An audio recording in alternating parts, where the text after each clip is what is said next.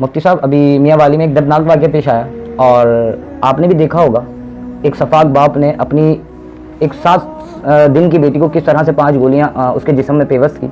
تو آپ عموماً میں نے آپ کو دکھا ہے کہ آپ current affair per on the time گفتگو کرتے ہیں، اور میں یہ بھی چاہوں گا کہ آپ اس میں اپنی رائے دیں مفتی صاحب. دیکھیں وہ یہ ایک ثانیہ تھا، حادثہ تھا، ضرور تھا، لیکن یہ ایک جو ہے وہ نتیجہ تھا.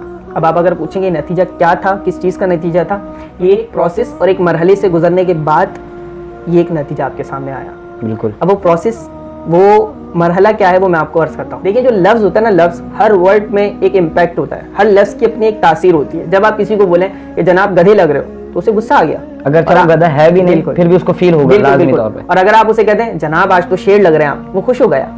تو شیر بھی ایک لفظ، گدھا بھی ایک لفظ. کیا وجہ ہے کہ وہ گدھے لفظ سے غصہ ہو رہا ہے؟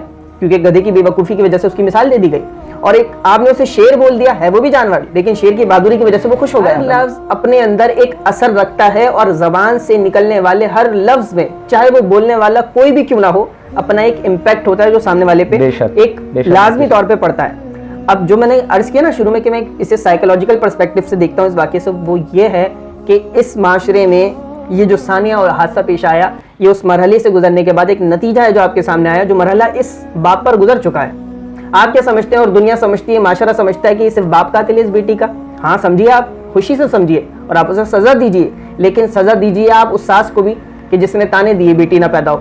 سزا دیجیے آپ اس نند کو بھی جس نے اس بات کا ذہن بنایا کہ بیٹی نہ ہو. مفتی صاحب آپ کا کہنے کا مطلب یہ صرف باپ اس میں شکار نہیں، پورے سوسائٹی ہمارا مطلب اس میں کردار میں شمار ہوا. میں اسی طرف آ رہا ہوں کہ انسان، ہم صرف یہ دیکھ رہے ہیں کہ اس باپ نے قتل کر دیا. نہیں، صرف باپ قاتل نہیں ہے. اس معاشرے میں، اس محلے میں، اس سوسائٹی میں رہنے والا ہر وہ شخص قاتل ہے کہ جس کی وجہ سے اس کے کانوں میں یہ جملے پڑے کہ بیٹی کی کوئی وقت ہی نہیں ہے، بیٹی کی کوئی ویلیو نہیں ہے، اس کی کوئی حیثیت ہی نہیں ہے.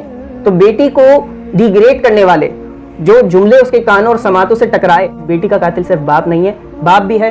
اور معاشرے میں موجود، اس سوسائٹی میں موجود ہر وہ شخص ہے جو بیٹی پیدا ہونے پہ غم کا اظہار کرتا ہے، بیٹی پیدا ہونے پہ کسی کو تانا دیتا ہے. جی صاحب، یہ جو ثانیہ بھی پیش آیا ہے میرے ناقص علم کے مطابق 1400 سال نبی علیہ الصلوۃ والسلام کے دور سے پہلے بھی مطلب ایسے واقع مطلب اس روایت کو زندہ کیا جا رہا ہے، آپ یہ سمجھتے ہیں؟ بالکل بالکل. دیکھیں آپ یہ دیکھیں کہ یہ کتنی دور جاہلیت کی بات ہے جب اسلام بھی نہیں آیا تھا. بالکل. اور اسلام آیا تو کس قدر بیٹی کی فضیلت ہے. احادیث ہم 12 بیانات میں قرآن و حدیث کی روشنی میں بیان کرتے رہتے ہیں کہ کس قدر بیٹی کی فضیلت ہے. حضور علیہ السلام فرما رہے ہیں کہ بیٹی اگر آپ اچھی پرورش کر دیں بیٹی کی اپنی، اور اس کا اچھی جگہ نکاح کر دیں تو 2 انگلیاں جوڑ کے فرمایا وہ جنت میں میرے ساتھ اس طرح سے ہوگا. سبحان اللہ. بیٹی کی تو یہ فضیلت. اب اس کا پس منظر اور تھیم بات نکل ہی گئی تو میں عرض کر دیتا ہوں کہ صحابی رسول کھڑے ہوئے، عرض کی حضور یہ تو 2 بیٹی کے لیے 3 بیٹی کے لیے آپ نے ارشاد فرمایا، جس کی ایک ہی بیٹی ہو وہ فرمایا وہ بھی یہ فضیلت پائے گا. کہا اس کی تھیم اور بیک گراؤنڈ یہ ہے، کہاں ایک بیٹی پیدا ہونے پہ بندہ افسوس کر رہا ہے کہ میرے یہاں بیٹی پیدا ہو گئی، اور کہاں یہ ماحول عرب میں پیدا آپ کے اور میرے نبی صلی اللہ علیہ وسلم نے کر دیا جب یہ فضیلت بیان فرمائی کہ صحابی رسول کھڑے ہو کر یہ تمنا کر رہے ہیں کاش آج میری ایک بیٹی نہیں 3 بیٹی ہوتی، میں بھی یہ فضیلت پا لیتا.